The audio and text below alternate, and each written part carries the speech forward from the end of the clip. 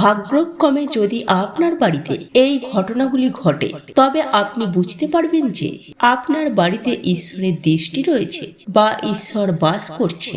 নমস্কার বন্ধুরা, সনাতনী পম্পা ইউটিউব চ্যানেলে আপনাদের সকলকে জানাই স্বাগত। মানুষ ঈশ্বরকে সন্তুষ্ট করার জন্য সকাল বিকেল প্রদীপ জ্বালানোর পাশাপাশি ভোগও দেন, যাতে ঈশ্বরের দয়া আমাদের সকলের ওপর বিরাজমান থাকে। যখন আপনি পূজা পাঠ করেন তখন ঈশ্বর আপনার বাড়িতে বিরাজ করেন, তা তিনি সরাসরি হোক বা পরোক্ষে। যখন তিনি বাড়িতে বিরাজ করেন তখন আপনি অনুভব করেন, অনেক সময় আপনি তাকে দেখে নিতেও পারেন।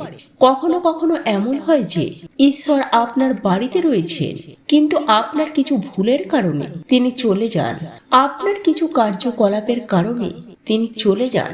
কারণ প্রায় মানুষ এই ভুল করে যে তারা কখনো পূজা পাঠ করে এবং পরে ছেড়ে দেয়, তারপর কয়েকদিন পর আবার পূজা শুরু করে পুনরায় ত্যাগ করে। এই সব অনুচিত। এর মাধ্যমে ঈশ্বর আপনার বাড়ি থেকে চলে যান। এমন সময় অনেক মানুষ আছে যাদের বাড়িতে ঈশ্বর বিরাজ করেন, কিন্তু তারা এই বিষয়ে জানেন না এবং তারা নিজেদের অপমান করেন এবং ঈশ্বরকে ফিরে পাঠান। তারা বলেই চলেন যে আমি তো প্রতিদিন ঈশ্বরের পূজা করি, কিন্তু তবু ঈশ্বর আমার সাথে থাকেন না। আপনার এই সকল শব্দ ঈশ্বরকে ক্ষুব্ধ করে। তাই আজ আমরা আপনাকে সেই সংকেতগুলি জানাবো, যাতে আপনি নিজেই বুঝতে পারেন যে ঈশ্বর আপনার বাড়িতে আসছেন। চলুন আমরা এই ভিডিওর মাধ্যমে জেনে নিই।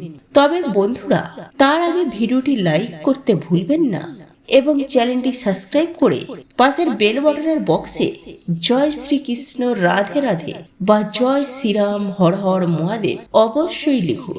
আপনার উপর আশীর্বাদ বজায় থাকবে। বন্ধুরা, আজকের ভিডিওটির প্রশ্ন হলো, আপনি এই ভিডিওটি কোন শহর বা কোন গ্রাম থেকে দেখছেন? আপনার উত্তরটি নিচের কমেন্টে লিখবেন। তাহলে চলুন বন্ধুরা, আমরা সেই সংকেতগুলির কথা বলি।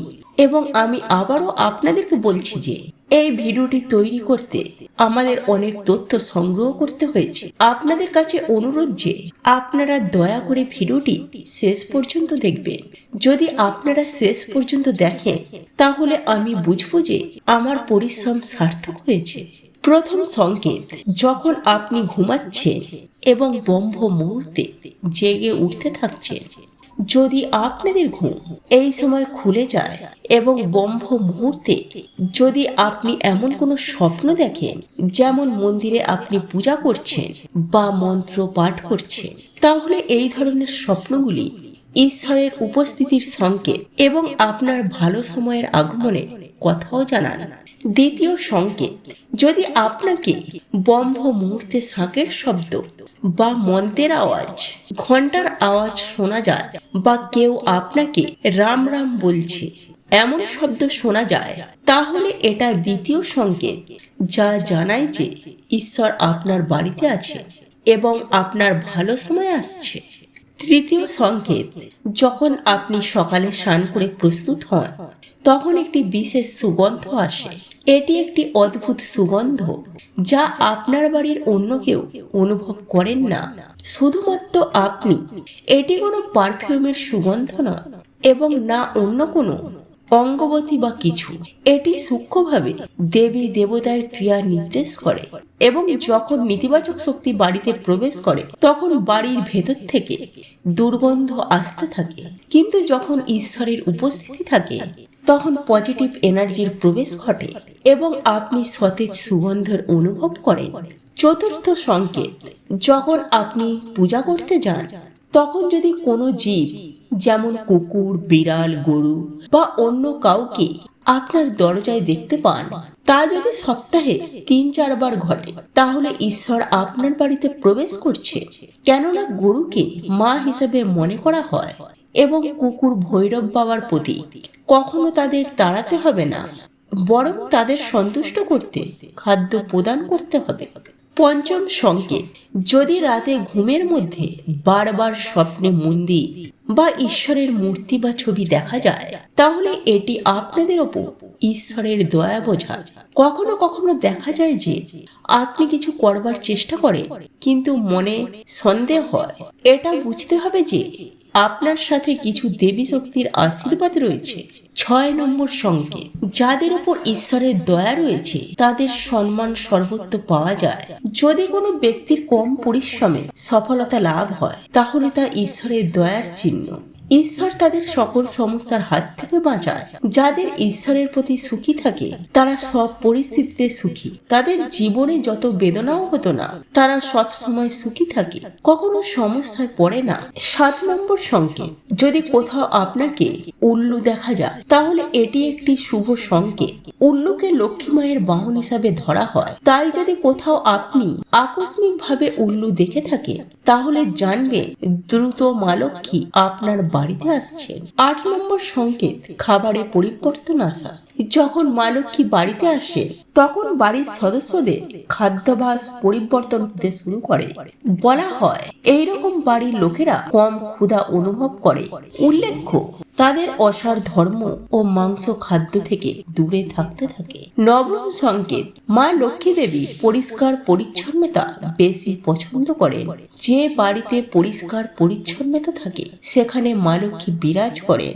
সকালবেলায় যদি আপনি কোথাও হাঁটতে যান এবং কাউকে বাড়ির সামনে ঝাড়ু দিতে দেখে, তাহলে এটি শুভ সংকেত।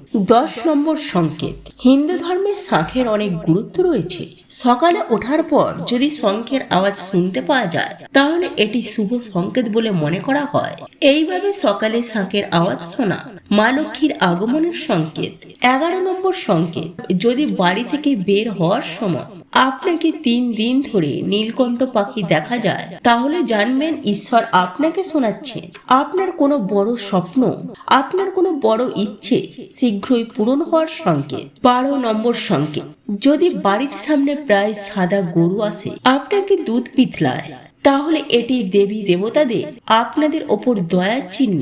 মানুষের পূজা ও প্রার্থনা সফল হচ্ছে। 13 নম্বর সংকেত, যদি বাড়ির প্রধান দরজায় পাখিরা এসে বাসা বাঁধছে, তাহলে এটি একটি শুভ সংকেত। এটি নিশ্চিত যে আপনার পূজা সফল হচ্ছে।